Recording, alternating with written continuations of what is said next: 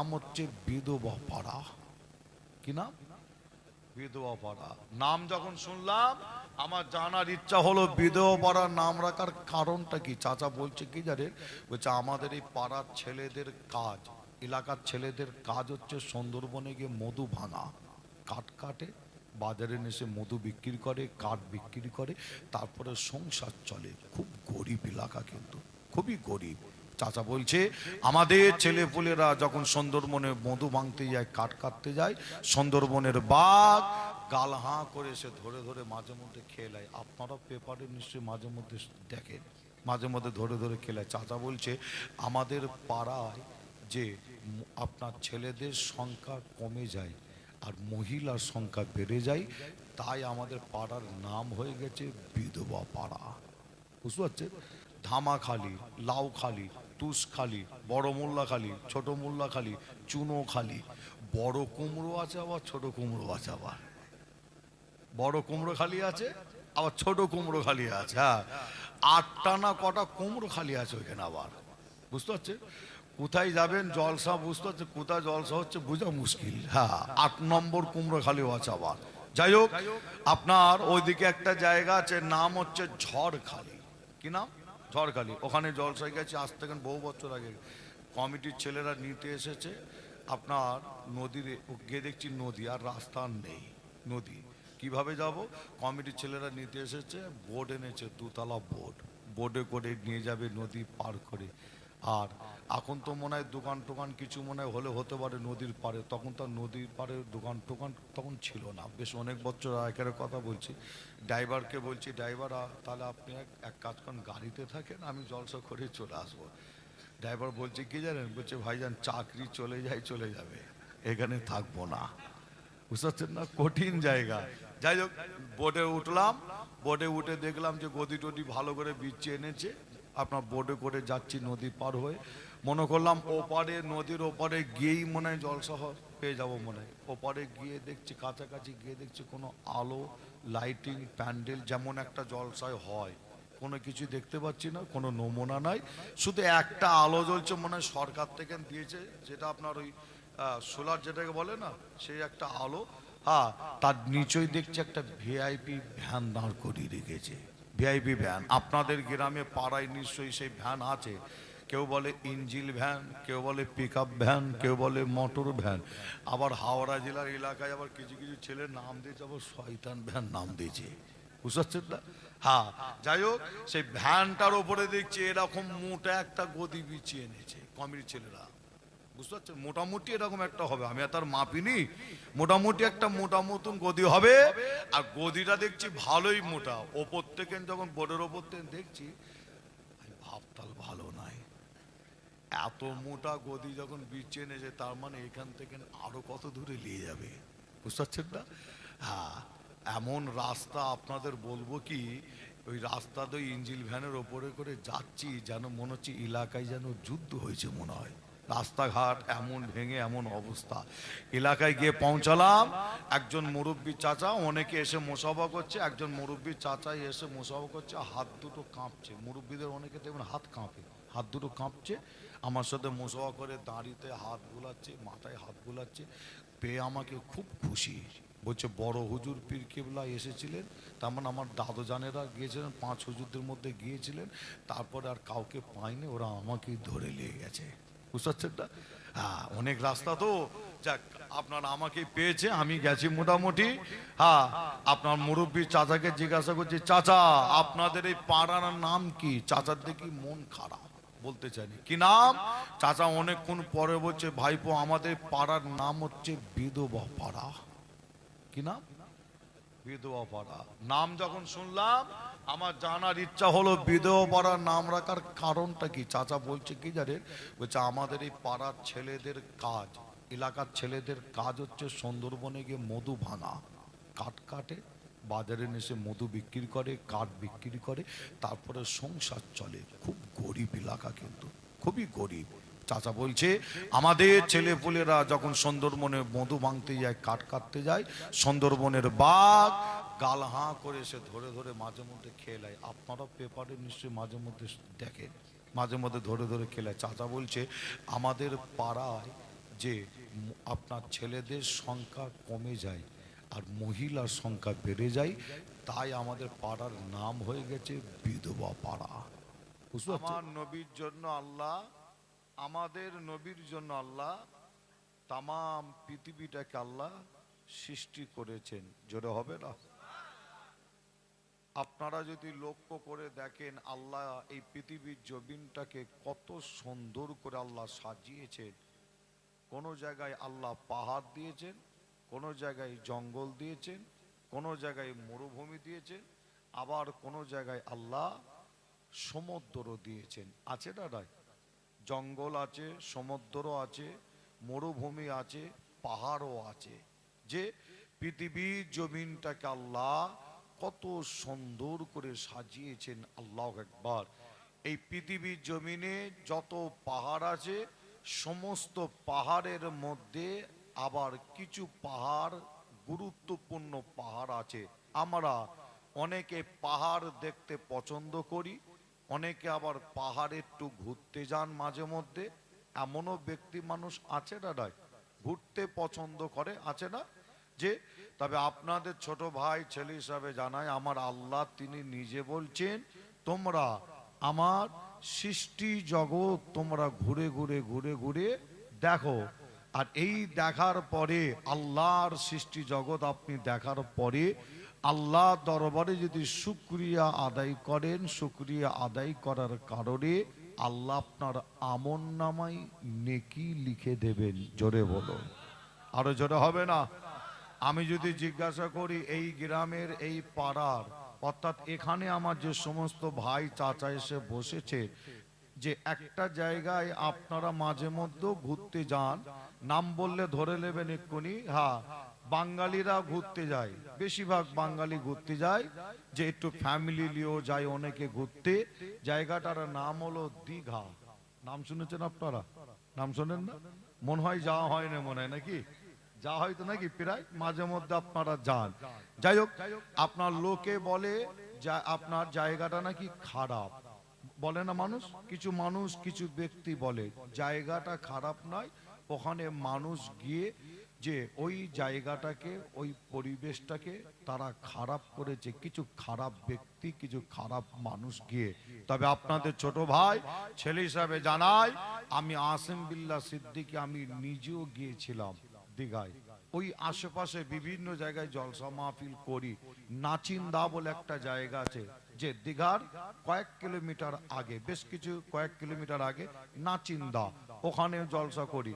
আপনার কাঁতি, হেরিয়া নাম নিশ্চয়ই শুনেছেন আপনারা, যে এগরা, কাঁতি, হেরিয়া, এগরা, একদম ওদিকেও নন্দীগ্রাম, যে বিভিন্ন জায়গায় জলসা মাহফিল করি। যে এই জলসা মাহফিল করে একবার যাবার একবার সুযোগ হয়েছিল, কাছাকাছি গিয়েছিলাম, সাথে সঙ্গী যারা ছিল বলল, ভাইজান একবার চলেন, ঘুরে আসি, একবার দেখে আসি। আল্লাহু আকবার।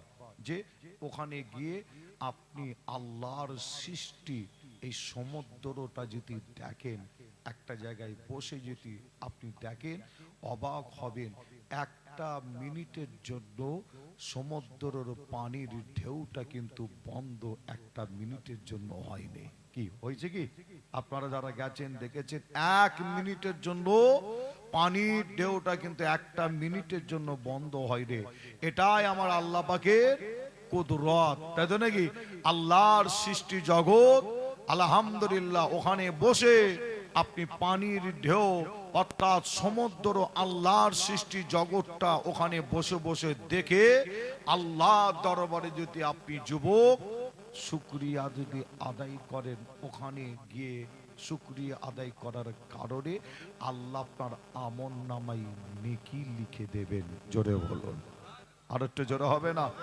কিন্তু আমরা ওখানে যাই, শুকরিয়া আদায় করা তো দূরের কথা, অনেকে আবার যায়, শুকরিয়া আদায় করা তো দূরের কথা, নামাজ কালামও ওখানে গিয়ে অনেকে ভুলে যায়। মাঝে মধ্যে পড়লো, এমনও ব্যক্তি আছে ওখানে গিয়ে নামাজ কালামও অনেকে ভুলে যায়। যে আল্লাহর সৃষ্টি জগৎ আমরা যাই বিভিন্ন জায়গায়, বিভিন্ন এলাকায়, বিভিন্ন দেশে আল্লাহর সৃষ্টি জগৎ দেখতে যাই। অবশ্যই আপনি দেখতে যাবেন, ঘুরতে যাবেন, এতে কোনো হারামও নাই, নাজায়েজও নাই। শরিয়াত মেনে শরিয়াত অনুযায়ী আপনি যদি ফ্যামিলি নিয়েও যদি একটা জায়গায় ঘুরতে যেতে পারেন, মনে রাখবেন আপনার যেমন ঘোরাও হবে, আল্লাহর সৃষ্টি জগৎ দেখার পরে যদি শুকরিয়া আদায় করেন, আল্লাহ আপনার আমল নামায় নেকি লিখে দেবেন। জোরে বলো, আর একটু জোরে হবে না?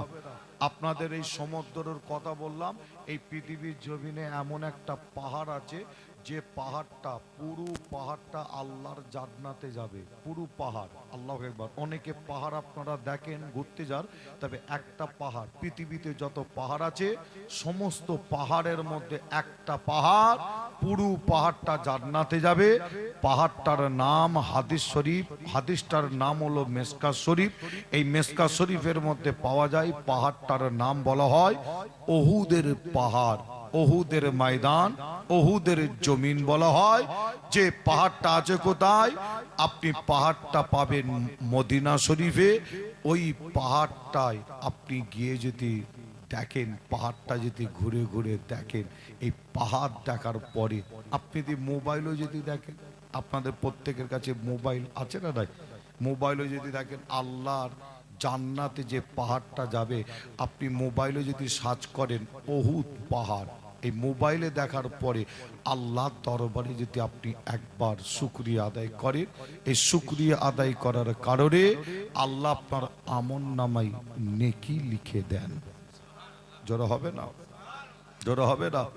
তাহলে আমার আল্লাহ পৃথিবীর জমিনটাকে কত সুন্দর করে সাজিয়েছে, আছে না নাই? কত সুন্দর করে সাজিয়েছেন।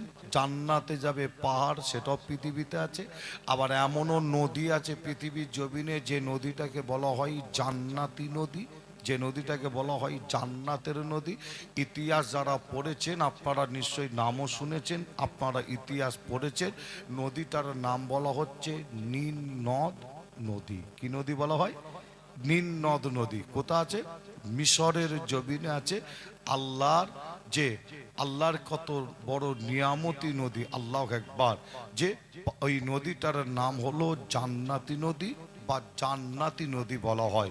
এই নদীটা আপনি মোবাইলে সার্চ করে, যুবক ভাই আমার মা বোনেরা দেখেন, মোবাইলে দেখার পরে আল্লাহ দরবারে যদি শুকরিয়া আদায় করে, শুকরিয়া আদায় করার কারণে নেকি লিখা হয়। জোরে হবে না? কিন্তু আমরা মোবাইলটাকে আমরা ভালো কাজে কিন্তু আমরা ব্যবহার, আমরা কি ভালো কাজে ব্যবহার আমরা করি না। গুনার কাজ আমরা এই মোবাইলে বেশি গুনার কাজ করে থাকি। আমি আসিম বিল্লাহ সিদ্দিকী মনে করি বর্তমান সময় একটা মুসলমান, একটা যুবক বা একটা মুসলমান এই মোবাইলে অধিকাংশ গুনাহটা, বেশি গুনাহটা এই মোবাইল থেকে করে থাকে অধিকাংশ বর্তমান সময়। যে যাই হোক, আল্লাহ আমাদের হেফাজত করেন। এই পৃথিবীর জমিনটাকে তাহলে আমার আল্লাহ সৃষ্টি করেছেন কার ওসিলায়? সকলে বলুন, আমাদের নবীর ওসিলায়। তাই তো নাকি? তাই কবি বলছেন কি, নবী ইয়া নবী ইয়া নবী ইয়া নবী ইয়া নবী, নবী ইয়া নবী ইয়া নবী ইয়া নবী ইয়া নবী, জমিন ও জামা तुम्हारे लिए, मक्के ओ मक्का तुम्हारे लिए। জোরে হবে না সুবহান আল্লাহ? আর একটু জোরে হবে না? जमीन ओ जामा तुम्हारे लिए, मक्के ओ मक्का तुम्हारे लिए, चुनी ओ चुना तुम्हारे लिए, आरशे आजी तुम्हारे लिए, नबी या नबी या नबी नबी या नबी या नबी नबी या नबी या नबी नबी या नबी या नबी, शापा मरवा तुम्हारे लिए, हाजिर असवार तुम्हारे लिए। जरा হবে না সুবহানাল্লাহ। আর একটু জোরে হবে না? সাফা মারওয়া तुम्हारे लिए, हाजिर अस्वाद तुम्हारे लिए, मदीना वाला तुम्हारे लिए, चुनी ओ चुना तुम्हारे लिए। नबी या नबी या नबी नबी या नबी या नबी नबी या नबी या नबी या नबी या नबी अल्लाहुम्मा।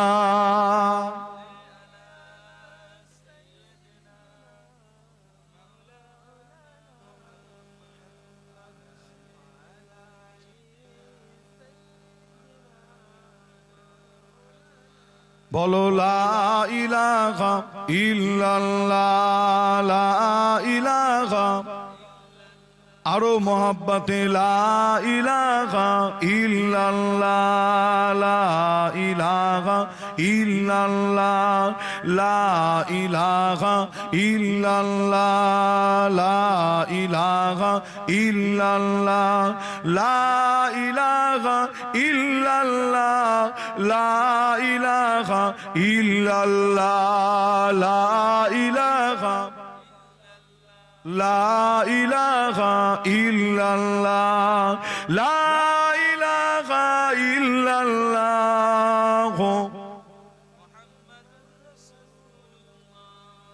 আমার দিনদার ইমানদার নেককার আল্লাহওয়ালা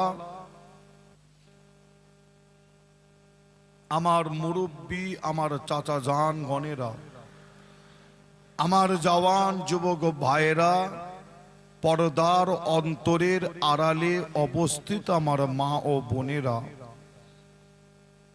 আজকেকারের এই মাহফিলের কমিটি সাহাবান গণেরা, আমার গ্রামবাসী ভাইজানেরা, দূর দূরান্ত থেকে আগত আমার ভাইজান, খেদমাতে আপনাদের কাছে এসে হাজির হয়েছি সেই ফুরফুরা দরবার শরীফ থেকে।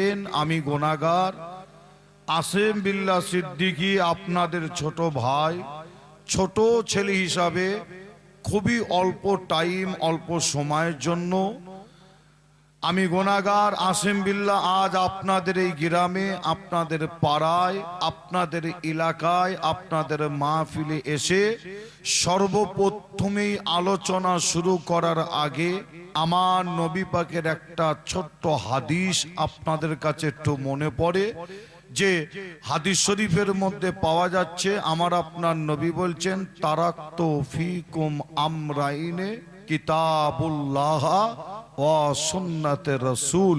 আল্লাহ রসুল বলছেন যে আমার আপনার নবী দুটো চোখ ভরা পানি নিয়ে কেঁদে কেঁদে 2 লক্ষ সাহাবা হুজুর, কিছু কম বেশি তিনারাও কাঁদছেন, আমার আপনার নবীও কাঁদেন।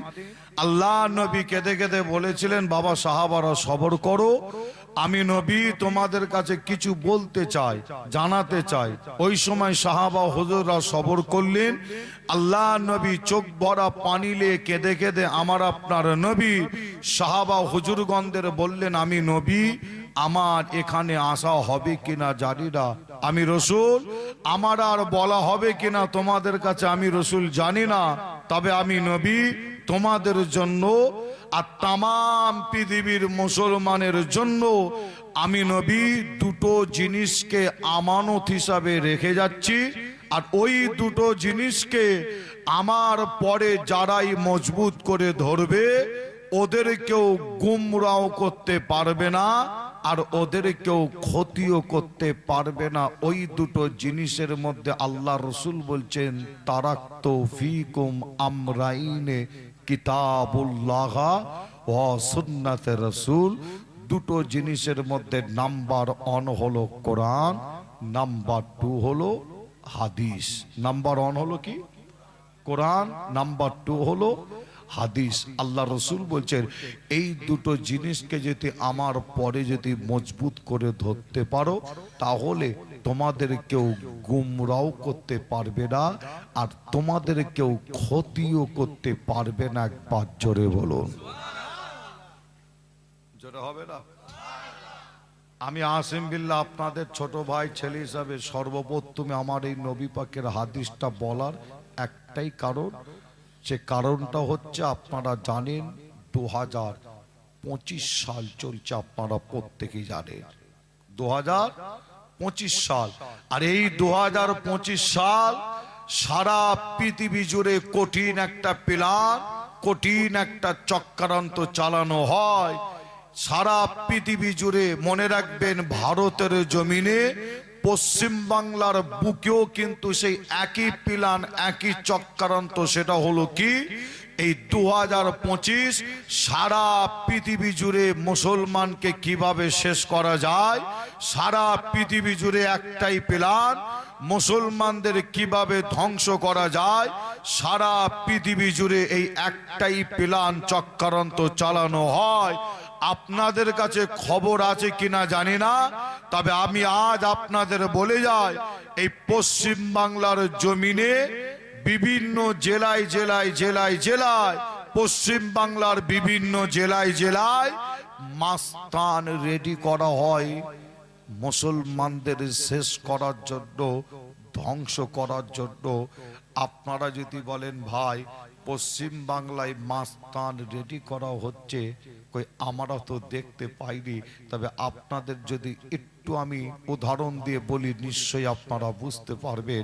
এই পশ্চিম বাংলায় এমনও মাস্তান বক্তব্য দিতে দিতে বলছে মুসলমানকে ঘাড় ধাক্কা দিয়ে পাকিস্তানে পাঠানো হবে। কি আপনারা শোনেন না? যে আবার এমনও মাস্তান পশ্চিম বাংলার মাটিতে দাঁড়িয়ে বলছে মুসলমানকে লাথি মেরে বাংলাদেশে পাঠানো হবে। আপনারা নিশ্চয়ই শুনেছেন, সোশ্যাল মিডিয়াটা খুলবেন আপনারা পেয়ে যাবেন যে এমনও মাস্তান পশ্চিম বাংলার জমিনে দাঁড়িয়ে বক্তব্য দিতে দিতে বলছে মুসলমানদের সিনায় ডাইরেক্ট গুলি করে করে মারা হবে। যে সোশ্যাল মিডিয়া মোবাইল খুললে পাবেন আপনারা এই বক্তব্য। আমাদের মা বোনকে নিয়ে তারা বাজে মন্তব্য, কমেন্ট পর্যন্ত করেছে যে এই পশ্চিম বাংলার জমিনে কখনো এরকম বক্তব্য আপনারা শোনেন। আপনাদের বলে যায়, কখনো কখনো আপনারা এমনও ঘটনা শুনেছেন যে আপনার পশ্চিম বাংলার জমিনে আপনার মুসলমানকে মারতে মারতে মেরে দেওয়া হয়েছে, এমনও খবর আপনারা শুনেছেন কিনা জানি না।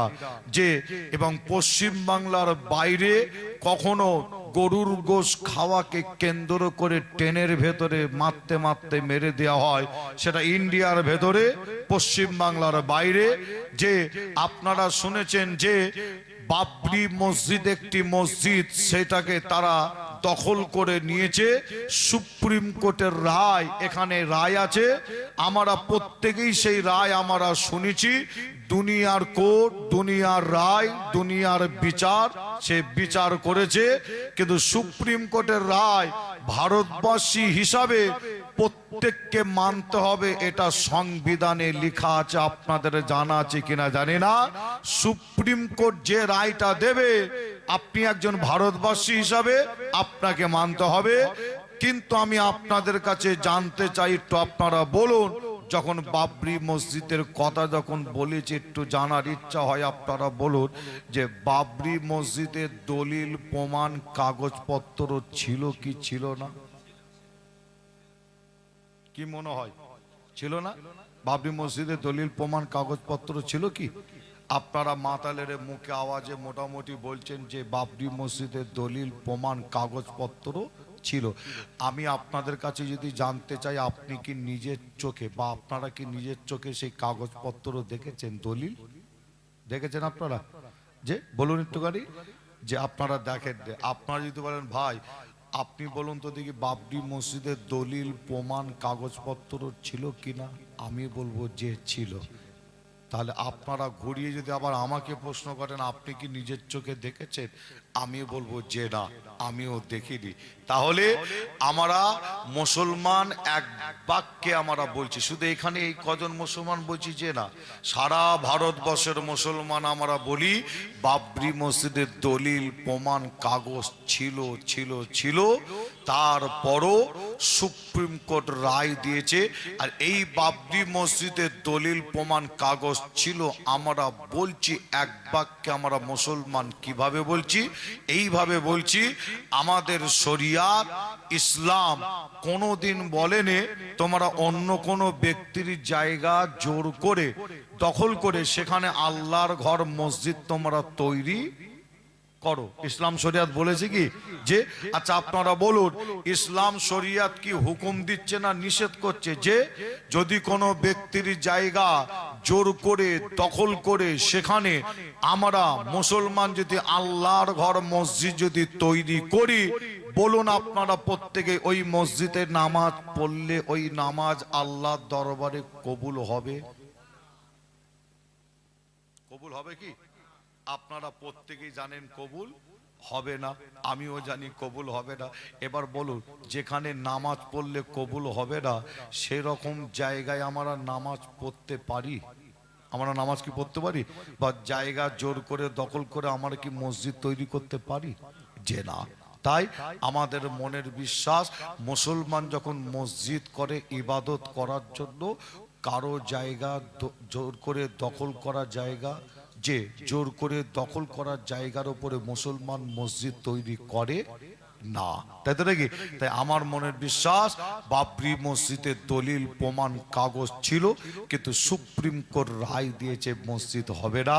আর এই রায়টা শোনার পরে আমি আসিম বিল্লাহ সিদ্দিকী তখন বলেছিলাম, কি বলেছিলাম, আজও আপনাদের কাছে বলি যে এটা দুনিয়ার কোর্ট, দুনিয়ার রায়।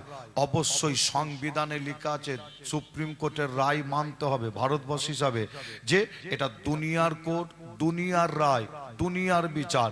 কিন্তু আমি আসিম বিল্লাহ বলেছিলাম আল্লাহর রায়, আল্লাহর বিচার ইনশাল্লাহ একদিন এই ভারতের জমিনে হবেই হবে ইনশাল্লাহ। একবার জোরে বলুন, একটু জোরে হবে না?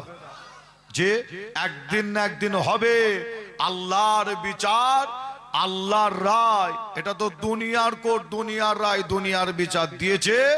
আমাদের মনের বিশ্বাস আল্লাহর রায়, আল্লাহর বিচার ইনশাল্লাহ একদিন হবে।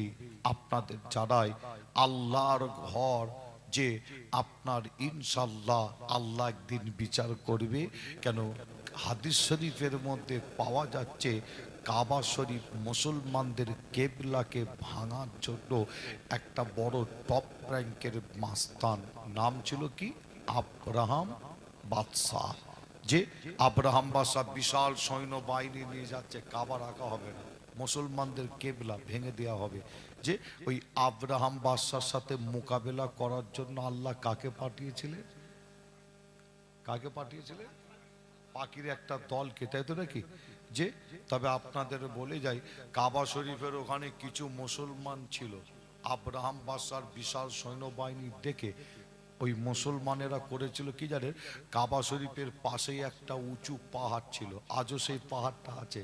যে ওই উঁচু পাহাড়টার ওপরে মুসলমানরা পাহাড়ের ওপরে উঠে গিয়ে বলেছিল আমাদের মনের বিশ্বাস আল্লাহর ঘর, আল্লাহ তিনি ঠিক হেফাজত করবে।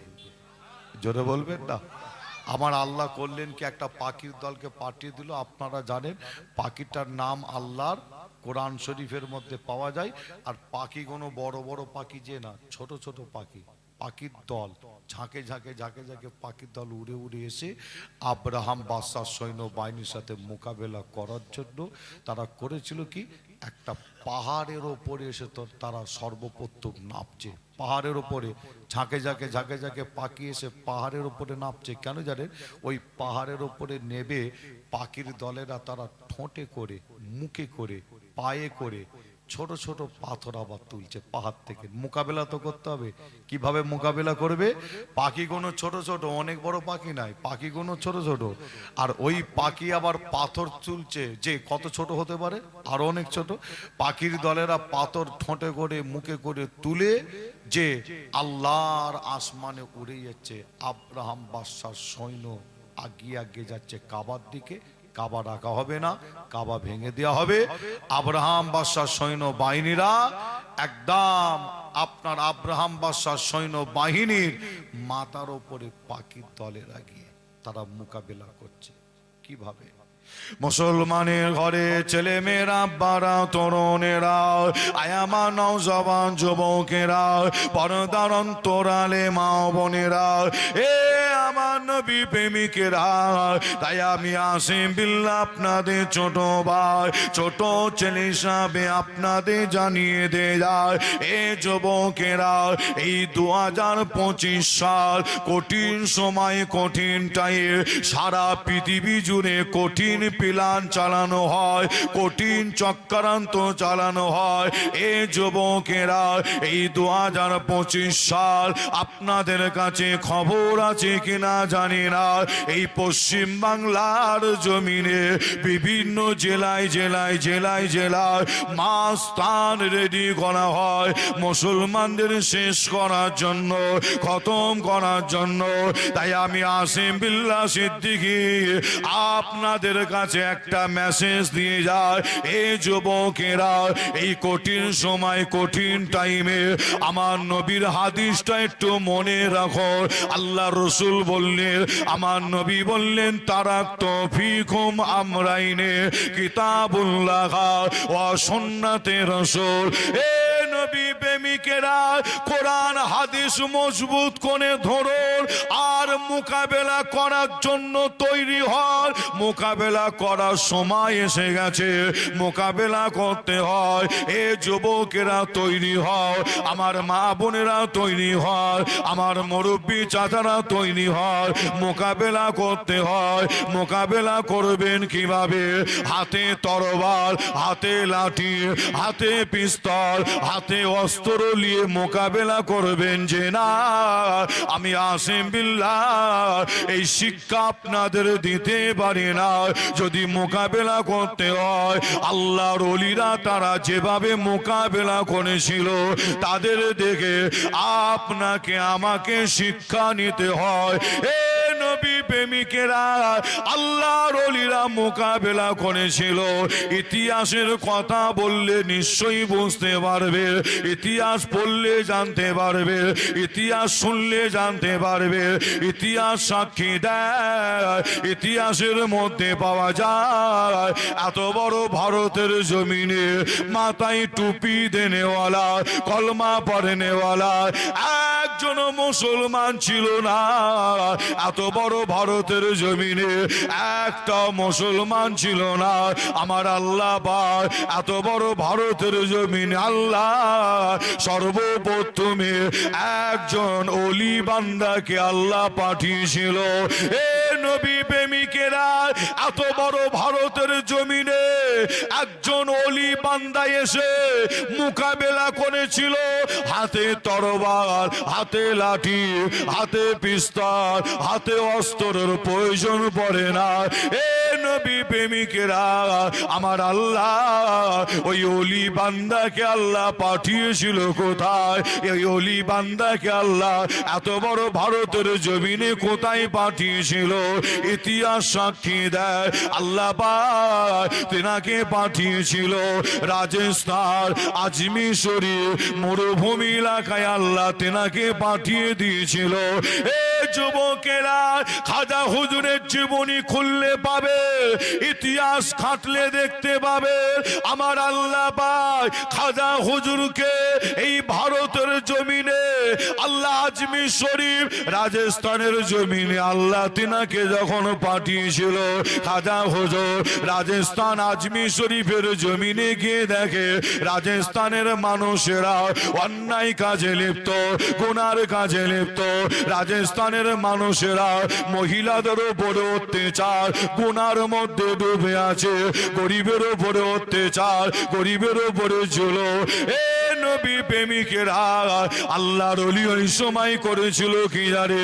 ওই রাজস্থান আজমির শরীফের জমিনে ওই সমস্ত মানুষগুলোকে গুনাহ থেকে ভালো কাজে আনার জন্য, অন্যায় থেকে ভালো কাজে আনার জন্য আল্লাহর ওলি ওই সময় ওই রাজস্থান আজমির শরীফের জমিনে কলমা দাওয়াত, ইসলামের দাওয়াত দিয়েছিল।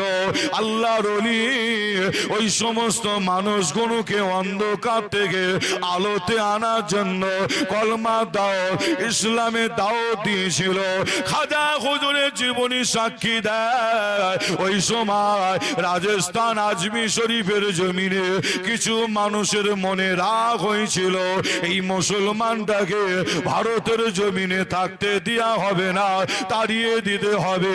খাজা হুজুরের জীবনী সাক্ষী দেয়, আল্লাহর ওলিকে তারা ভারত থেকে তাড়াতে পারে না।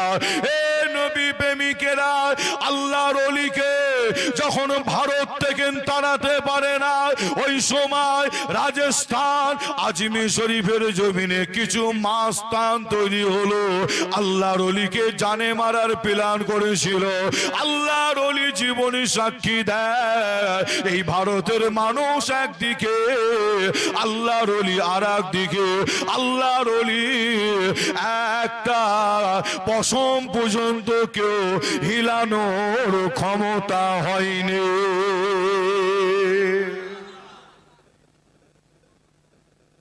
জোরে হবে না সুবহানাল্লাহ?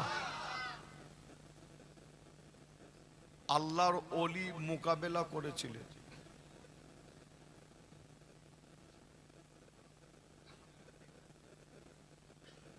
আওয়াজটা একটু সমস্যা হচ্ছে নাকি? সমস্যা হচ্ছে না? ও, কঠিন আওয়াজ হচ্ছে নাকি? যাক, আওয়াজটা একটু বেশি। আরে মাইকালা কিন্তু ভালো মাইকালা, তাই তো নাকি? কোথা বাড়ি মাইকালা? কৃপারপুর। ও, কৃপারপুরের পাশে, তাই তো নাকি? মাইক ভালো, মাইকও ভালো, মাইকালাও ভালো নাকি? আল্লাহ কারে সবই ভালো, আল্লাহ কারে। এক একটা গ্রামে এমন সব দেখি, গিয়ে দেখি লাখ লাখ টাকা খরচ করেছে কমিটির ছেলেরা, লাইট করে, প্যান্ডেল করে, একদম তাবারুকো, একদম মারাত্মক, বুঝতে পারছেন না? ভালো খারাপ বলছি না, যে খরচ করেছে, শখ, বছরে একটা দিন করে, শখে করেছে সুন্দর করে লাইট প্যান্ডেল। আর মাইকটাকে ধরে এনেছে এমন মাইক, যেন মনে হয় সেই এলাকায় সে চানাচুর বিক্রি করতে ঢোকে নে। এই কিছু মাইক আছে না দাদা, মাইকে বাজায়, চানাচুর টানাচুর বিক্রি করে হাঁকে না, সেই মাইক সব করে ছেলেরা। আর মাইকটাকে এমন করে ফেলে না। যাক, এ মাইক কমিটির ছেলেরা ভালো মাইক করেছে, এরকম মাইকই রাখবে জলসায়, তাই তো নাকি? আমাকে ওটা থেকে কি বলতে হয়েছে, বাবা এই টোনটা এতই দাও, বেসটা এতই দাও, ইকোটা এত করো, বলতে হয় না, সব জানে সেটা যে। হ্যাঁ, ও যাক, মাশাল্লাহ। আমার চাচা একটু আওয়াজটা বেশি হচ্ছে নাকি?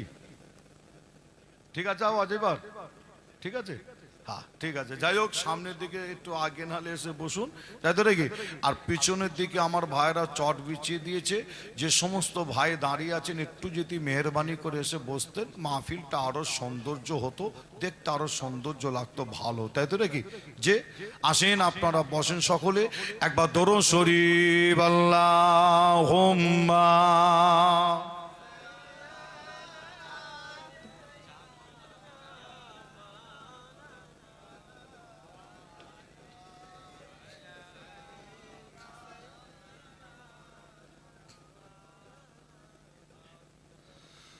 জোছনা ভরা চাঁদিনী রাতে চাঁদিকে যখন দেখি, স্বপ্ন লোকে বিবার হয়ে শুধু তোমায় দেখি। জোরে হবে না সুবহানাল্লাহ? আর একটু জোরে হবে না? জোছনা ভরা চাঁদিনী রাতে চাঁদিকে যখন দেখি, স্বপ্ন লোকে বিবর হয়ে শুধু তোমায় দেখি। একাই বসে মগন হয়ে ভাবি নীরবে, বিশ্বটাকে সাজিয়েছ অতি নিপুণ ভাবে। বিশ্বটাকে সাজিয়েছ অতি নিপুণ ভাবে। সাদা কালো ধূসর মেঘে খেলা দেখি যখন, হৃদয় আমার ভালোবাসা বেড়ে ওঠে তখন। সাদা কালো ধূসর মেঘে খেলা দেখি যখন, হৃদয় আমার ভালোবাসা বেড়ে ওঠে তখন। একাই বসে মগন হয়ে ভাবি নীরবে, বিশ্বটাকে সাজিয়েছ অতি নিপুণ ভাবে। বিশ্বটাকে সাজিয়েছ অতি নিপুণ ভাবে। জোছনা ভরা চাঁদিনী রাতে চাঁদিকে যখন দেখি, স্বপ্ন লোকে বিবার হয়ে শুধু তোমায় দেখি। আল্লাহ উম্মা।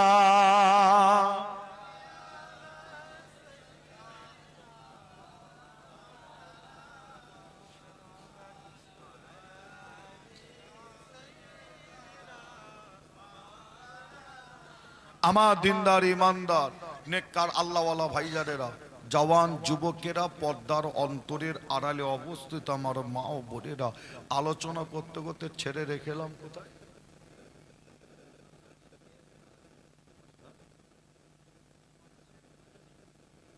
টাওয়ার দেখছি ঠিক আছে, তাই তো নাকি? আল্লাহ কাদের টাওয়ার ঠিক আছে। টাওয়ার বুঝতে পারছেন না, এত তাড়াতাড়ি টাওয়ার ফেল হবে না। এই তো কটা বাজে, তাই তো নাকি? একটু রাত হলে না হলে টাওয়ার একটু মাঝে মধ্যে গন্ডগোল হয়, অনেকে হয় না।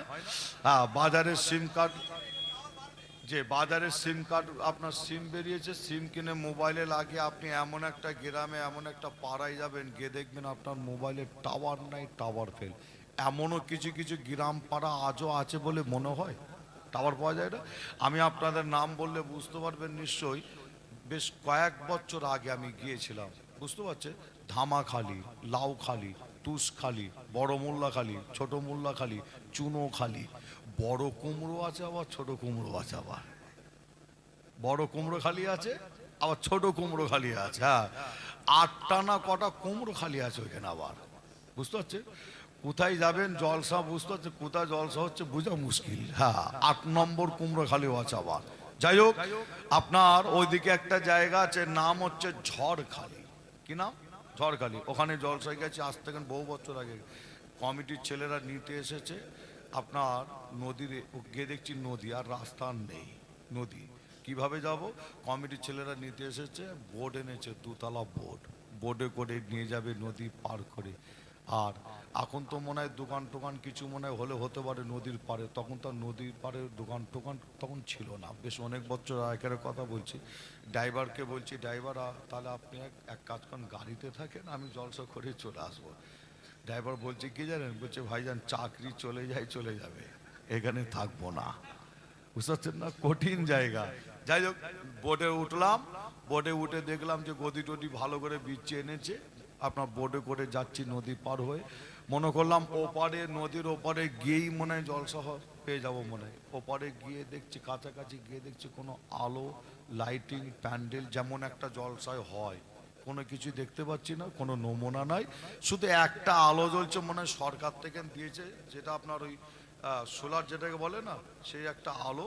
হ্যাঁ, তার নিচেই দেখছি একটা ভিআইপি ভ্যান দাঁড় করিয়ে রেখেছে। ভিআইপি ভ্যান আপনাদের গ্রামে পাড়ায় নিশ্চয়ই সেই ভ্যান আছে। কেউ বলে ইঞ্জিল ভ্যান, কেউ বলে পিক আপ ভ্যান, কেউ বলে মোটর ভ্যান। আবার হাওড়া জেলার এলাকায় আবার কিছু কিছু ছেলের নাম দিয়েছে, আবার শয়তান ভ্যান নাম দিয়েছে, বুঝতে পারছেন না। হ্যাঁ, যাই হোক, সেই ভ্যানটার ওপরে দেখছি এরকম মোটা একটা গদি বিছিয়ে এনেছে কমিটির ছেলেরা, বুঝতে পারছেন। মোটামুটি এরকম একটা হবে, আমি আর তার মাপিনি, মোটামুটি একটা মোটা মতন গদি হবে। আর গদিটা দেখছি ভালোই মোটা। ওপর থেকে যখন বোর্ডের ওপর থেকে দেখছি, আমি ভাবতাল ভালো নাই, এত মোটা গদি যখন বিছিয়ে এনেছে, তার মানে এখান থেকে আরো কত দূরে নিয়ে যাবে, বুঝতে পারছেন না।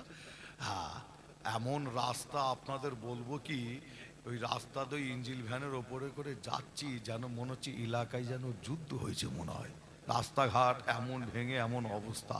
এলাকায় গিয়ে পৌঁছালাম, একজন মুরব্বী চাচা, অনেকে এসে মোসাফা করছে, একজন মুরব্বী চাচাই এসে মোসাফা করছে, হাত দুটো কাঁপছে। মুরব্বীদের অনেকে দেখবেন হাত কাঁপে, হাত দুটো কাঁপছে, আমার সাথে মোসাফা করে দাঁড়িতে হাত বুলাচ্ছে, মাথায় হাত বুলাচ্ছে, পেয়ে আমাকে খুব খুশি।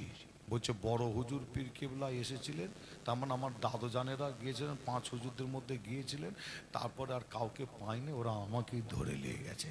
বুঝতে পারছেন না? হ্যাঁ, অনেক রাস্তা তো, যাক আপনার আমাকে পেয়েছে, আমি গেছি মোটামুটি।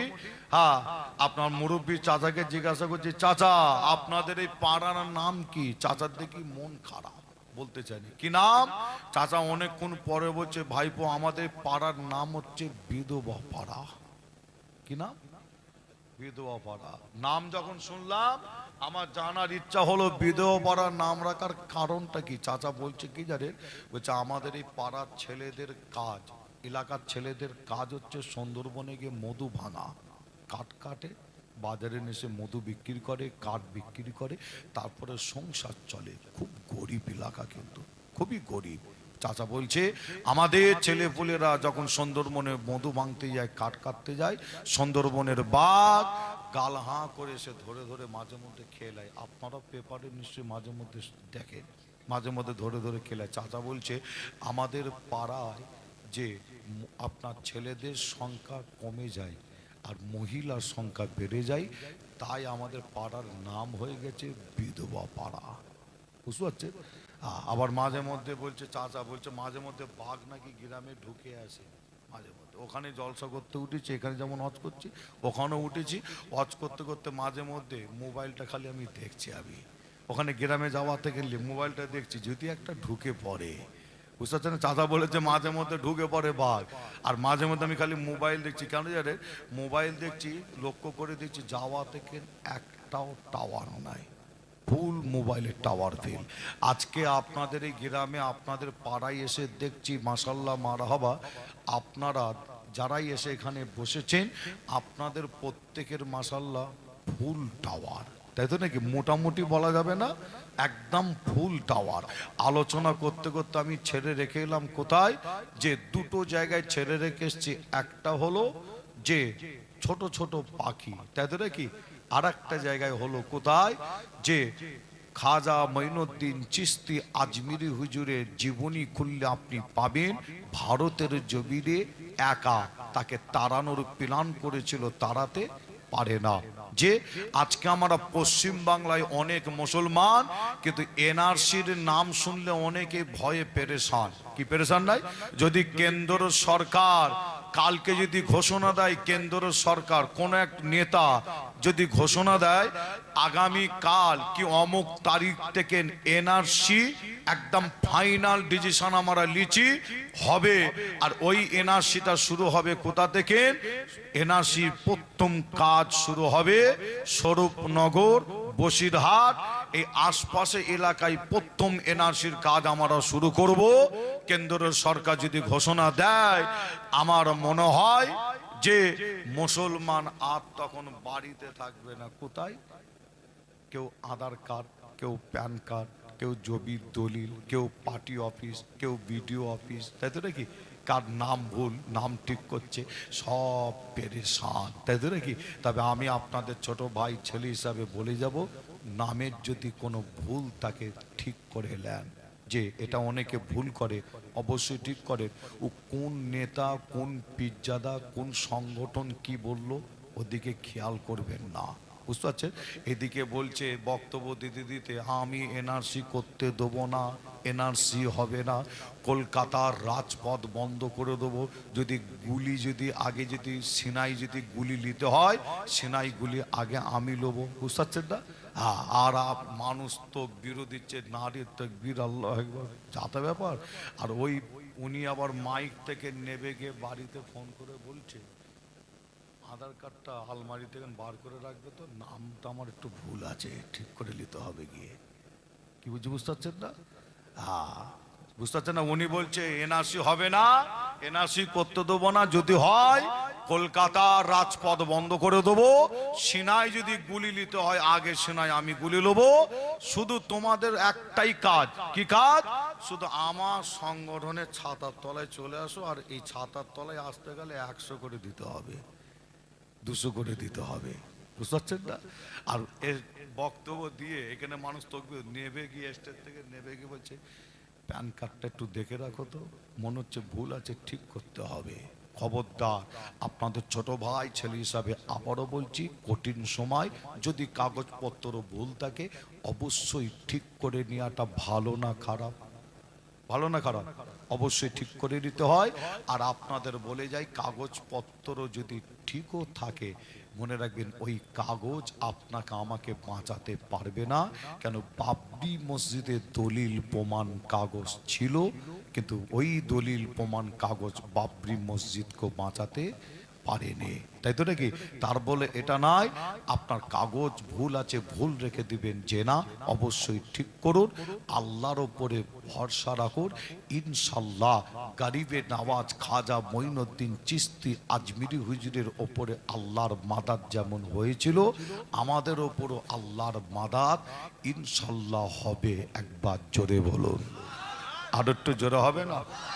মুসলমানের ঘরে ছেলে মেয়েরা, বারা তরুণেরা, আয়ামা নওজওয়ান যুবকেরা, পর্দার অন্তরালে মা বোনেরা, এ আমার নবী প্রেমিকেরা, তাই আমি আপনাদের ছোট ভাই, ছোট ছেলে হিসাবে আপনাদের জানিয়ে দিয়ে যায়, এ যুবকেরা তৈরি হও, মোকাবেলা করার জন্য তৈরি হও। আল্লাহর ওলি তিনারা মোকাবেলা করেছিল। আমি আপনাদের ছোট ভাই, ছোট ছেলে হিসাবে আপনাদের জানিয়ে দিয়ে যায়, খাজা হুজুরের জীবনী খুললে আপনারা পেয়ে যাবে, প্রমাণ পেয়ে যাবে। খাজা হুজুরকে এই ভারত থেকে তাড়াতে পারে না, জানে মারার প্ল্যান করেছিল, জানে মারতে পারে না। এ নবী প্রেমিকেরা, ওই সময় রাজস্থান আজমির শরীফের জমিনে একটা বড় টপ র্যাঙ্কের মাস্তান তৈরি হয়েছিল, যার নাম খাজা হুজুরের জীবনীর মধ্যে পাওয়া যায়, যার নাম ইতিহাসের মধ্যে পাওয়া যায়। ওই টপ র্যাঙ্কের মাস্টার, যার নাম শুনলে ওই সময় রাজস্থানের মানুষ ভয়ে পেরেশান হয়ে যেত, যার নাম শুনলে ওই সময় আজমির শরীফের মানুষেরা ভয়ে কাঁপতো। এ নবী প্রেমিকেরা, টপ র্যাঙ্কের মাস্টার আল্লাহর ওলিকে জানে মারবে, ওই টপ র্যাঙ্কের মাস্টার যার নাম খাজা হুজুরের জীবনীর মধ্যে পাওয়া যায়, ওই টপ র্যাঙ্কের মাস্টারের নাম হলো কি জানে? যোগী জয়পাল, যোগী জয়পাল। ওই যোগী জয়পাল নাম শুনলে মানুষ ভয় পেয়ে যেত, তার কারণ হলো কি জানে? ওই যোগী জয়পাল একটা বড় জাদুঘর, জাদুঘর, জাদুঘর, জাদুঘর ছিল, কঠিন জাদুঘর ছিল, যার ওপরে জাদু করত বাঁচার আশা থাকতো না। ওই যোগী জয়পাল আল্লাহর ওলি খাজা হুজুরকে মারার জন্য, ওই যোগী জয়পাল শেষ পর্যন্ত একটা প্ল্যান করেছিল। ওই যোগী জয়পাল আল্লাহর ওলি খাজা হুজুরকে মারার জন্য একটা পাথরে জাদু করে। এ যুবকেরা, ওই পাথরটা ছোট পাথর ছিল যে না, বিশাল বড় পাথর ছিল। এত বড় পাথর এই গ্রামে যদি 400 থেকে 500 যুবক মিলে ওই পাথরটা তুলে যদি চাগানোর চেষ্টা করে, ওই পাথরটা তুলে চাগাতে পারবেন না। এত বড় পাথর যোগী জয়পাল বিশাল বড় পাথরে জাদু করে আল্লাহর ওলিকে জানে মারার জন্য। ওই বিশাল বড় পাথরে জাদু করে, জাদু করে, জাদু করে, জাদু করে ওই বিশাল বড় পাথরটা আল্লাহর ওলির দিকে ছুড়ে দিয়েছিল। ওই পাথরটা জাদুর দ্বারা উড়ে উড়ে উড়ে উড়ে উড়ে উড়ে উড়ে উড়ে আসে আল্লাহর ওলির মাথায় পড়ে যাবে, আল্লাহর ওলির ঘাড়ে পড়ে যাবে, খাজা হুজুর মারা যাবে। ওদের মনটা খুশি হয়ে যাবে এই না মনে করে ওই পাথরটা যখন ছুড়ে দেওয়া হয়েছিল, পাথরটা যখন উড়ে উড়ে উড়ে উড়ে আসে, আল্লাহর ওলি ওই সময় মোকাবেলা করার জন্য করেছিল কি জানে, একটা হাত ওই পাথরের দিকে করে দিয়ে আল্লাহর ওলি ওই পাথরকে বলেছিল, এ পাথর, আল্লাহ যদি হুকুম হয় আমি মঈনুদ্দিন বলছি আমার মাথার ওপরে আমার ঘাড়ের ওপরে এসে পড়।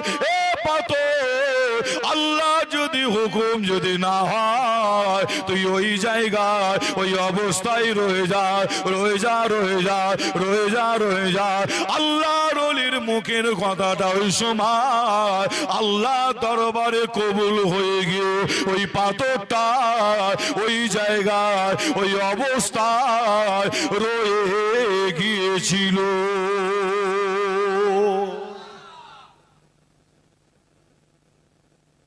জোরে হবে না সুবহানাল্লাহ?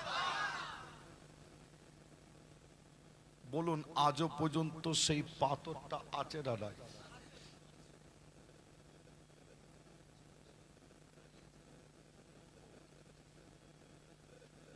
আমার যে সমস্ত ভাইরা দাঁড়িয়ে আছে কমিটি ভাইরাও বলছেন আমার মুফতি সাহেব ভাই খুব পরিচিত কাছের মানুষ। কি আপনাদের কাছের না?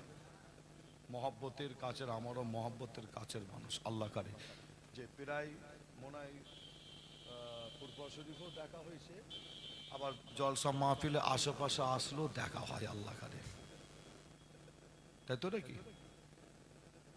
যে আপনাদের এলাকার সন্তান, এলাকার ছেলে এই এলাকায় বাড়ি, পাশেই বাড়ি। আল্লাহ করে। হ্যাঁ, আর এখানে এই যে দেখছেন এটা এটা কি হচ্ছে? এটা ও ফতোয়া দেবে তো মন হচ্ছে। তাহলে ফতোয়া দেবে না? যত মাদ্রাসা হচ্ছে আর তত হিংসুক কিছু বক্তা আছে, হিংসুক, বুঝতে পারছেন না? মন ছোট, হিংসুক, হ্যাঁ, তারা তত ফতোয়া দিচ্ছে। মোবাইল খুললে খালি দেখবেন এখন ফতোয়া বেরোচ্ছে খালি, যে এই মডেল মাদ্রাসা বলে, আপনার জামিয়া মাদ্রাসা বলেন, তারপরে আর কি আছে, খাদিজা মাদ্রাসা বলেন, জীবনতলা মাদ্রাসা বলেন, হারোয়া মাদ্রাসা বলেন, হ্যাঁ, বরুণী মাদ্রাসা বলেন, কত নাম বলবো, তাই তো নাকি? আল্লাহ কারে অনেক মাদ্রাসা, অনেক মডেল, তাই তো নাকি? অল ইন্ডিয়া সুন্নাতুল জামাত এই সংগঠন যেভাবে শিক্ষার দিকটা কাজ এগিয়ে যাচ্ছে পশ্চিম বাংলায়, বুকে হাত দিয়ে বলতে পারবেন পশ্চিম বাংলার দ্বিতীয় কোনো সংগঠন এইভাবে শিক্ষার দিকে কাজ করে যাচ্ছে? বুকে হাত দিয়ে বলতে পারবে যে দেখান দ্বিতীয় একটা সংগঠন আছে? আমি আসিম বিল্লাহ সিদ্দিকী, যে আমাকে বলছে ভাইজান আপনি এই এত কথা বলে একটু বেশি বলে ফেলছেন। আমাকে আবার অনেকে আবার বলে, কারা বলে জানেন?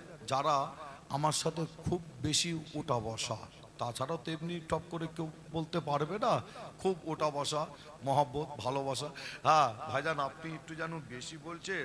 আবার অল ইন্ডিয়া সুন্নাতুল জামাতের আমি নাম বলছি নি, এমনও ওলামা হজরত আছে বলছে ভাইজান একটু কম বলুন, বুঝতে পারছেন না? হ্যাঁ, আর আমি তো আবার ওই চুপ করে থাকতে পারি না, একটু প্রতিবাদ করে ফেলি। হ্যাঁ, অল ইন্ডিয়া সুন্নাতুল জামাতের এমনও ওলামা হজরত আছে, নাম বলছি না, আপনাদের খুব কাছের মহাব্বতের। হ্যাঁ, তিনিও বলছে যে একটু ভাই চুপ করে একটু আস্তে একটু কম বললে একটু ভালো হয়। আবার আমারও যারা কাছে তারাও বলছে যে, আর আপনাদের ভাই ছেলে হিসাবে আপনাদের বলে যাই, এই বলে ফেলি এই কারণে, দেখেন এখানে মাদ্রাসা একটা দাঁড়িয়েছে, আল্লাহ কারে এটা ভালো না খারাপ? ভালো না খারাপ? আপনারা করছেন, গ্রামবাসী ভাইয়েরা প্রত্যেকের সহযোগিতায় একটা শিক্ষার ব্যবস্থা, যে এখানে শুধু কি আরবি শিক্ষা দেওয়া হবে না আরো অন্যান্য শিক্ষা দেওয়া হবে? অন্যান্য শিক্ষা দেওয়া হবে না? বিভিন্ন সাবজেক্টের শিক্ষা দেওয়া হবে। আপনাদের ছেলেরা শিক্ষায় শিক্ষিত হবে, সেটা আরবি শিক্ষায় শিক্ষিত হবে, বাংলা, ইংলিশ, অঙ্ক, তাই তো নাকি? বিভিন্ন রকম সাবজেক্ট এখানে পড়ানো হবে। হ্যাঁ, আর এখানে এই শিক্ষার যে ব্যবস্থাটা করা হয়েছে আপনাদের কাছে এই এলাকায় গ্রামে, আমি আশা করব আপনারা প্রত্যেকেই সহযোগিতা করছেন। পীরের ঘরের বাচ্চা হিসাবে আশা করব আপনারা আরো বেশি বেশি সহযোগিতা করবেন।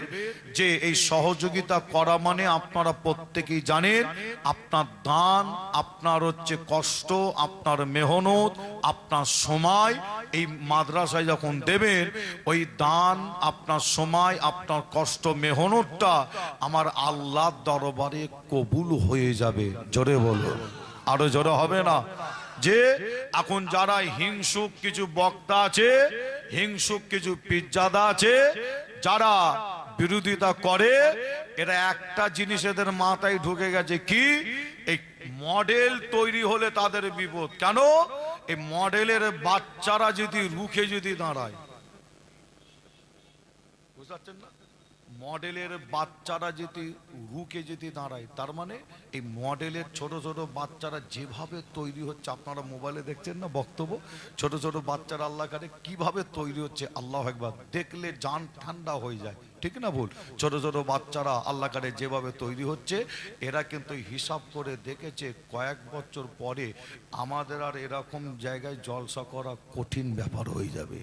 বুঝতে পারছেন না? মডেলের বাচ্চারাই তখন ধরে নেবে কি কোনটা ঠিক আর কোনটা ভুল বলছে। যে আপনাদের ছোট ভাই ছেলে হিসাবে আপনাদের জানায়, আপনাদের বাচ্চাদের শিক্ষায় শিক্ষিত করুন। কমসে কম এতটুকুন আপনাদের বলে যাই, আপনি বাপ, আপনার জানাজার নামাজটা পড়ানোর দায়িত্ব হচ্ছে আপনার আওলাদ, আপনার সন্তানের জানাজার নামাজটা পড়ানো। যে আর আপনার সন্তানকে যদি সেইভাবে শিক্ষা দিতে পারে, আপনি যখন মারা যাবেন আপনার জানাজার নামাজটা পড়াবে, তখন যদি শিক্ষা যদি দিয়ে যেতে পারে, তখন আপনার সন্তান আপনার জানাজার নামাজটা পড়াবে। আর আপনার ছেলে সন্তান যদি জানাজার নামাজ পড়ানো যদি না জানে, শিক্ষা যদি না থাকে, তখন এবার আমার মতন হুজুরকে বলবে আমার আব্বার জানাজাটা একটু পড়িয়ে দেন, তাই তো নাকি? ইমাম সাহেবকে বলবে আব্বা জানাজাটা পড়িয়ে দেন, মৌলানা সাহেবকে বলবে জানাজাটা পড়িয়ে দেন। যে আপনাদের ছোট ভাই ছেলে হিসাবে আপনাদের যারাই, যে কে কি বলল কান দেবেন না। আপনারা যেভাবে আগাচ্ছেন আগিয়ে যান। আমি পীরের ঘরের বাচ্চা আসিম বিল্লাহ সিদ্দিকী বলে যাই, এই অল ইন্ডিয়া সুন্নাতুল জামাতের ওলামা হজরত এবং আপনারা যেভাবে কাজ করে যাচ্ছেন, যে ফুরফুরা দরবার শরীফে মুজাদ্দিদুজ্জামান দাদা হুজুর পীর কেবলা তিনি কবর থেকে শুয়ে শুয়ে, আমার মনের বিশ্বাস তিনি দোয়া করছে। একবার জোরে বলুন, আর একটু জোরে হবে না? যে কে কি ফতোয়া দিল, ফতোয়ায় কান দেবেন না। কে কে ফতোয়া দিল, ফতোয়ার দিকে কান আপনারা দেবেন না। যে মাসলা প্রথমে আপনাকে আমাকে জানতে হয়, মাসলা জানতে হয়। যে একজনের বিরুদ্ধে আপনি যখন ফতোয়া দিচ্ছেন, ধরেন বোঝানোর জন্য আপনাদের বলছি, যে আপনি একজন ইমাম সাহেবকে বলছেন উনি কাফের, ইমাম সাহেব কিন্তু কাফের না, আপনি বলছেন কাফের। বলুন, যদি উনি যদি কাফের যদি না হয়, ফতোয়া কোন দিকে ঘুরে যাবে? ঘুরে যাবে না? হ্যাঁ, খুব বুঝে সুঝে আমি পীরজাদা, হ্যাঁ, একটা ফতোয়া দিয়ে দিয়েছি, আর আমার সাথে আপনি যাচাই পরীক্ষা করুন ফতোয়াটা কতটা সঠিক, কতটা ঠিক, কতটা ভুল, তারপরে আপনি তালে তাল মিলান। যে আপনাদের বলে যাই, না জেনে না বুঝে ওই ফতোয়ার ওপরে তালে তাল মিলিয়ে যদি বলেন অমুক পীরজাদা যে ফতোয়াটা দিয়েছে ঠিক দিয়েছে, বলুন ফতোয়া এবার ঘুরে কোন দিকে যাবে? যে সমর্থন করবে সেও তার দিকে ফতোয়া ঘুরে যাবে। খুব সাবধান, আল্লাহ হেফাজত করেন। আল্লাহ আমাদের সকলকে সঠিক বুঝার তৌফিক দান করুক। আল্লাহ আমাদের সকলকে মিলেমিশে একসাথে থাকার তৌফিক দান করুন। জোরে বলুন আল্লাহুম্মা আমিন। আর একটু জোরে হবেন আল্লাহুম্মা আমিন। একবার দরুদ শরীফ আল্লাহুম্মা।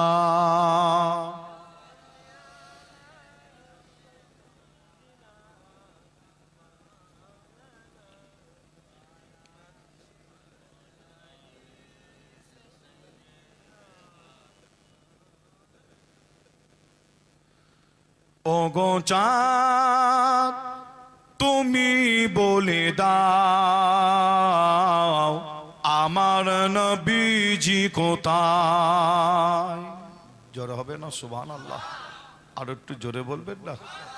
ও গো চাঁদ তুমি বলে দাও আমার নবীজি কোথায়। কোথায় গেলে পাবো নবীকে, কোথায় গেলে পাবো নবীকে, পাক নবীজি রওজায়। ও গো চাঁদ তুমি বলে দাও আমার নবীজি কোথায়। আকাশের তারকারা মিটি মিটি চায়, নবীর আলোয় তারা নিজেকে হারায়। জোরে হবে না সুবহানাল্লাহ? আর একটু জোরে বলবেন না?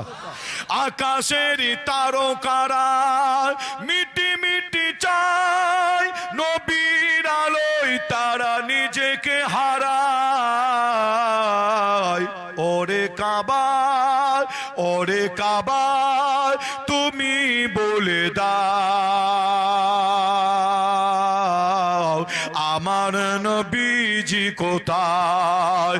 ওগো চাঁদ তুমি বলে দাও মোর নবীজি কোথায়। আল্লাহ উম্মা সাল্লি আলা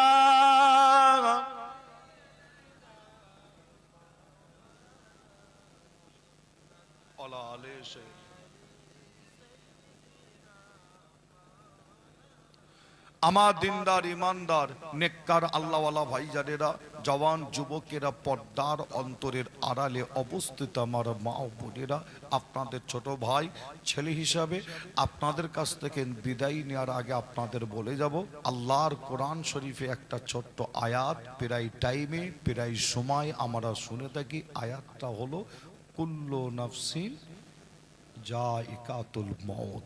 প্রত্যেক নাফসের মৃত্যুর স্বাদ একদিন চাখতে হবে, প্রত্যেকের মওত হবে।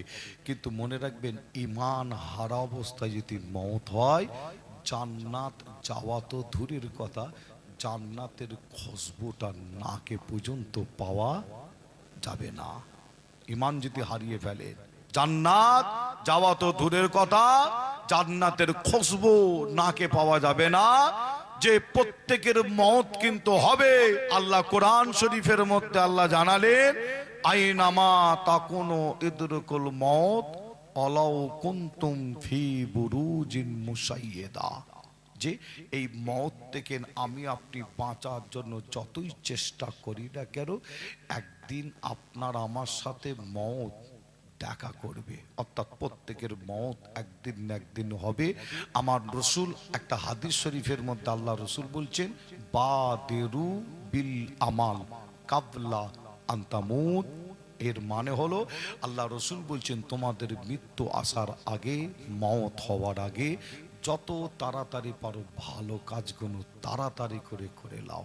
বাদেরু বাদেরু বিল আমাল কাবলা আন তামুত। আমার রসুল বলছে, মওত হওয়ার আগে যত তাড়াতাড়ি পারো ভালো কাজগুলো তাড়াতাড়ি করে করে নাও। কেন?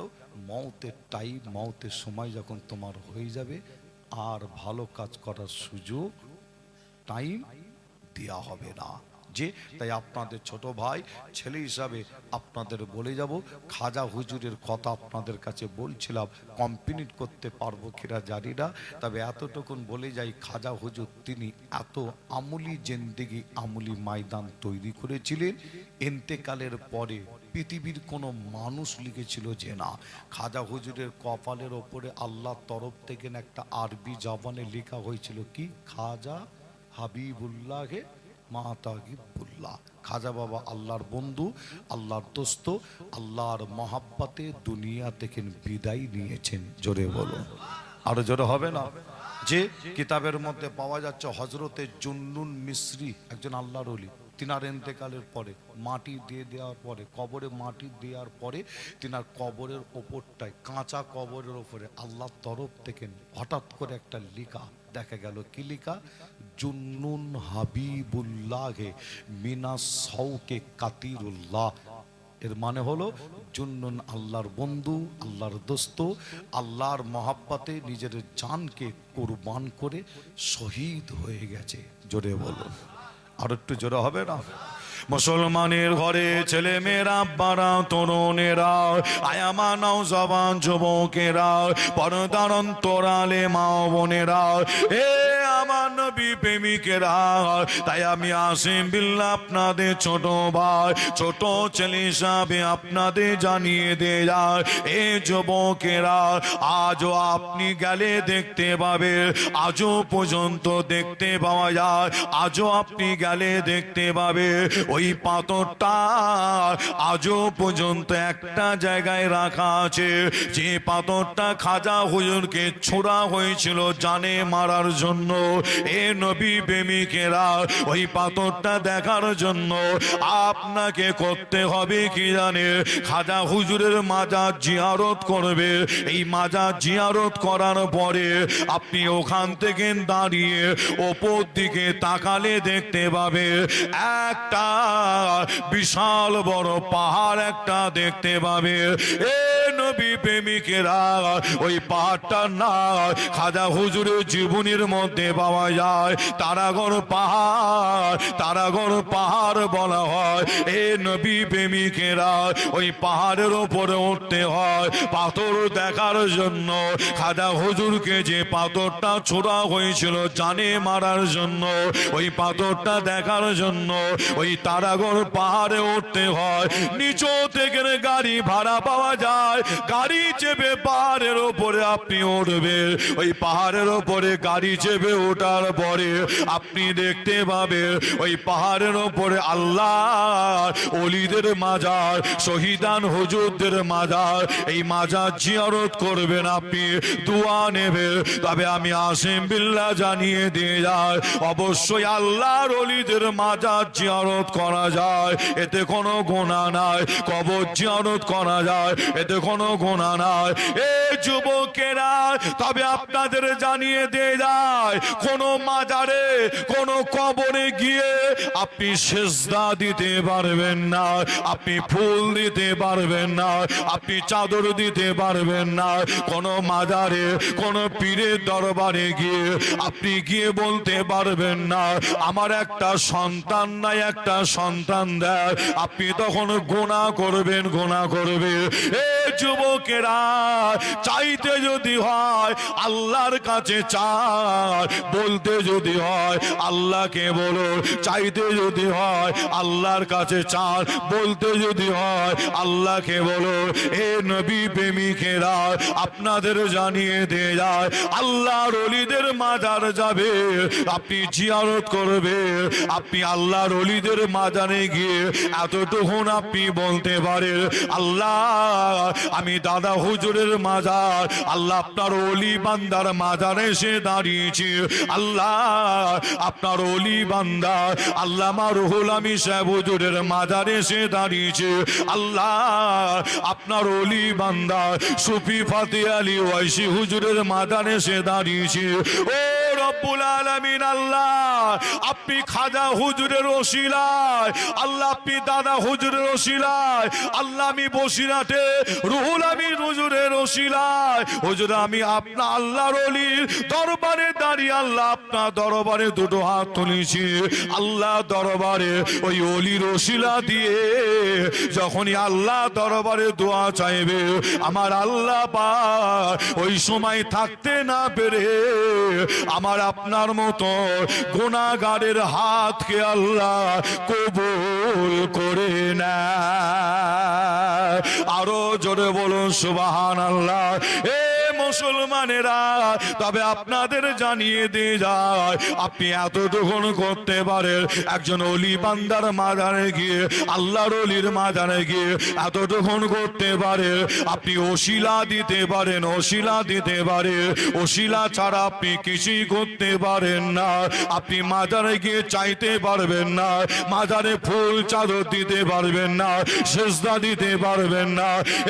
নবী প্রেমিকেরা, তবে আপনাদের জানিয়ে দিয়ে যায়, আমাদের আদি পিতা হযরতে আদম আলাইহিস সালাম, কোন কিতাবে পাওয়া যায় 300, কোন কিতাবে পাওয়া যায় 350 বছর কাঁদে, চোখের পানি ফেলে ফেলে ফেলে ফেলে কাঁদে।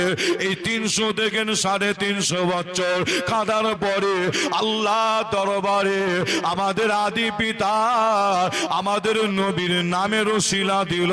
দেখেন, আদি পিতা ওসিলা দিচ্ছে, নবীর নামের ওসিলা দিয়ে আল্লাহ দরবারে কেঁদে কেঁদে বলেছিল, আল্লাহ আপনি আমাকে আখিরি জামানার নবীর নামের ওসিলায়, আল্লাহ আপনি আমার দোয়াকে কবুল করো। আমার আল্লাহ পাক ওই সময় আমাদের নবীর নামের ওসিলা যখন দিয়েছে, আল্লাহ থাকতে না বেরে হযরতে আদম আলাইহিস সালামের দোয়াকে আল্লাহ কবুল করে নিয়েছিল। আরো জোরে বলুন সুবহানাল্লাহ, আরো একটু জোরে বলুন সুবহানাল্লাহ।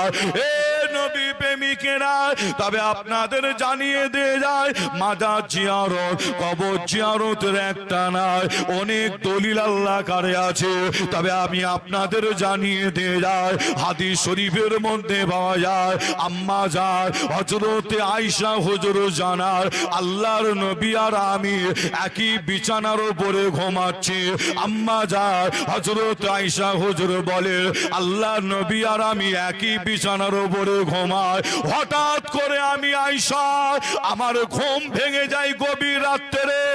আমি আয়েশা ঘুম থেকে উঠে দেখলাম আল্লাহর নবী বিছানার উপরে নাই, আল্লাহর নবী বিছানার উপরে নাই।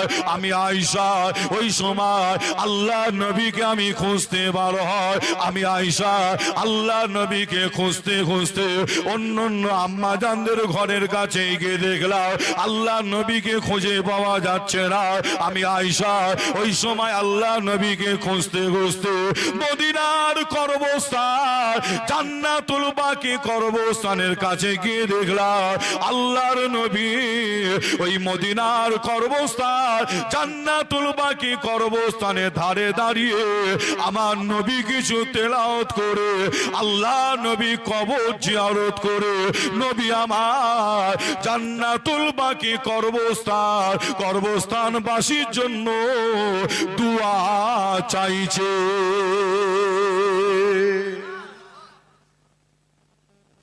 জোরে হবে না সুবহানাল্লাহ, মাশাআল্লাহ। আল্লাহ ঘরে আপনাদের খেদমতে এসে হাজির হয়েছে। আপনাদের খেদমতে আলোচনা করবেন যে আমার খুব পরিচিত কাছের মানুষ, মহব্বতের মানুষ, আপনাদের খুব পরিচিত কাছের এবং মহব্বতের। কি চেনেন তো নাকি আপনারা? চেনেন না আপনারা ভাইকে?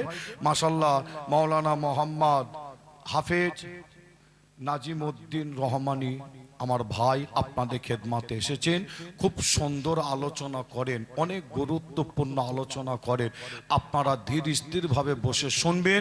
যে সমস্ত ভাইয়েরা রাস্তায় দাঁড়িয়ে আছেন, যদি আপনারা চটে যদি এসে বসেন, আর মাহফিলের কিছুটা জায়গা একটু ফাঁকা আছে, তাই তো নাকি?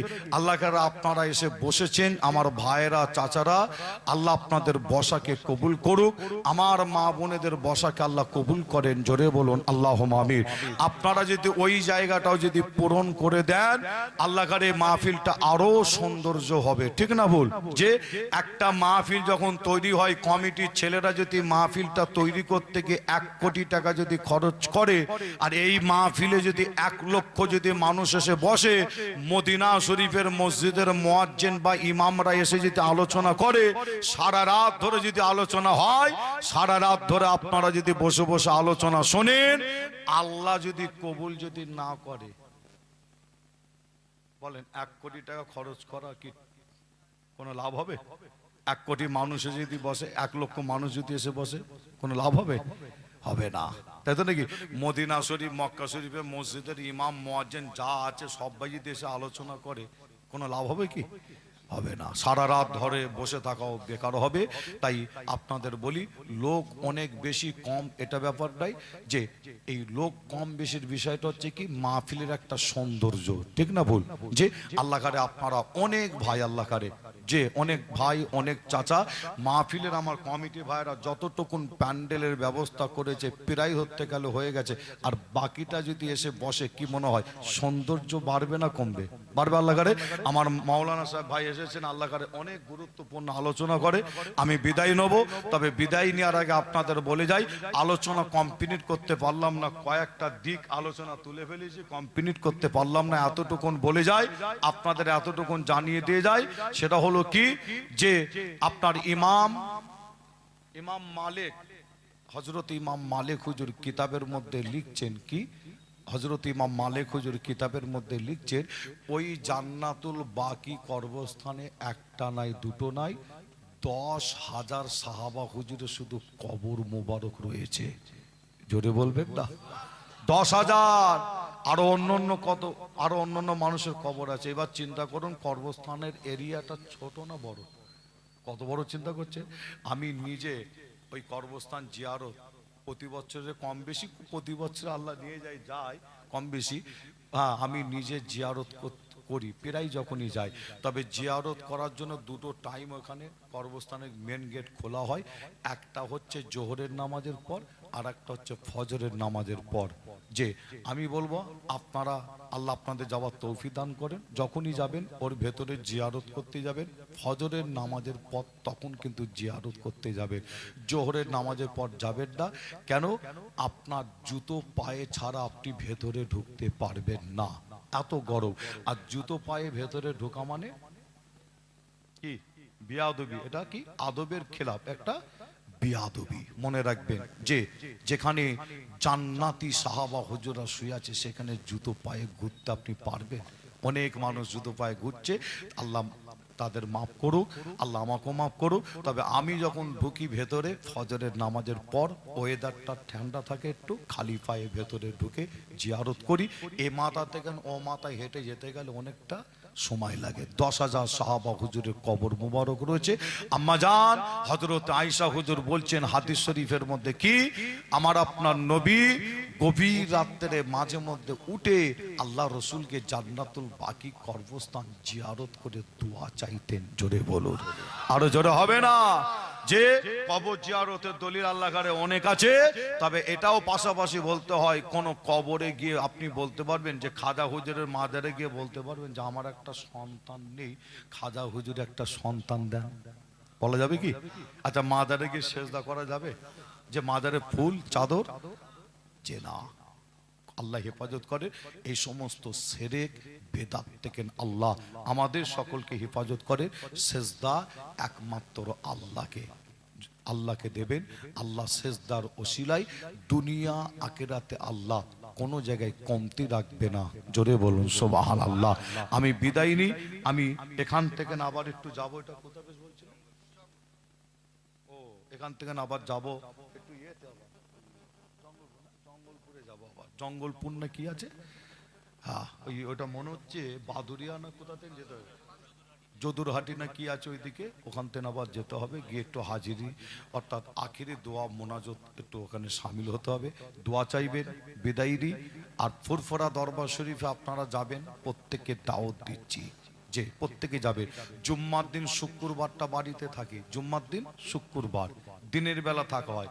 যে গরিবের বাড়িতে যখন যাবেন মেহমানদারি করে আসবেন, একদম রাস্তা থেকে নেবে হাতের ডান দিকে আসবেন, হাতের ডান দিকে। আমার দরবার দলিজ আমার প্রথম, তারপরে এবার একটা একটা হুজুর পিজ্জাদার এবার শুরু হবে, বুঝতে পারছেন না? একদম ফার্স্ট আমি আছি, গেলে আমার সাথে দেখা হবে। হ্যাঁ, ভয় করবেন না, কেস আপনাকে কেউ দেবে না, আর পুলিশ দিয়ে কি আটকাবে না। হ্যাঁ, বুঝতে পারছেন? ভয় আপনার নাই, আপনাকে পুলিশ দিয়ে কেসও দিতে যাবে না, আর পুলিশ দিয়ে আটকাতেও যাবে না, বুঝতে পারছেন? হ্যাঁ, জানে হাক্কানি আলেম যদি ঢোকে, আমাদের অনেক, সব বলা ভুল হবে, যে আল্লাহ করে ফুরফুরায় কিছু পিজ্জাদা হাক্কানি আছে না নাই? আছে না নাই? সব ভুল বলা, সব যে ভুল এটা বলা ভুল হবে।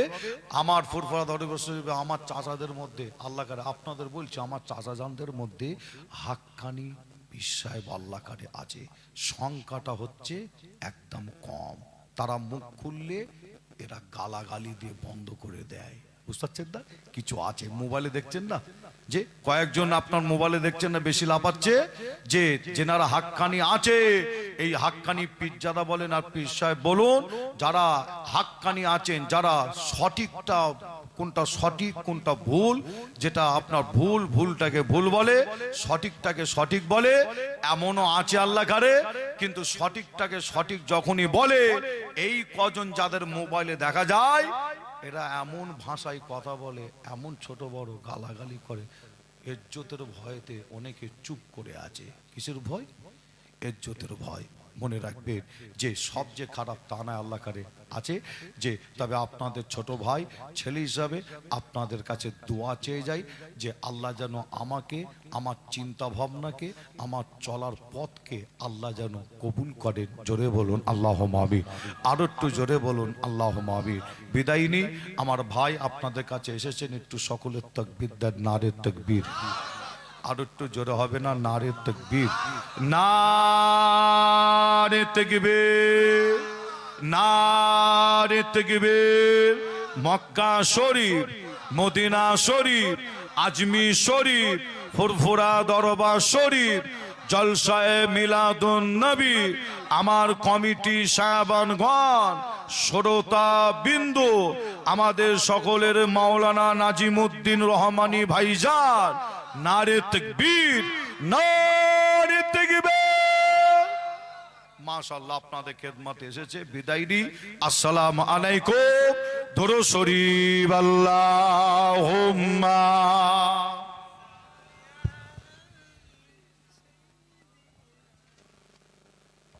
আসসালামু আলাইকুম।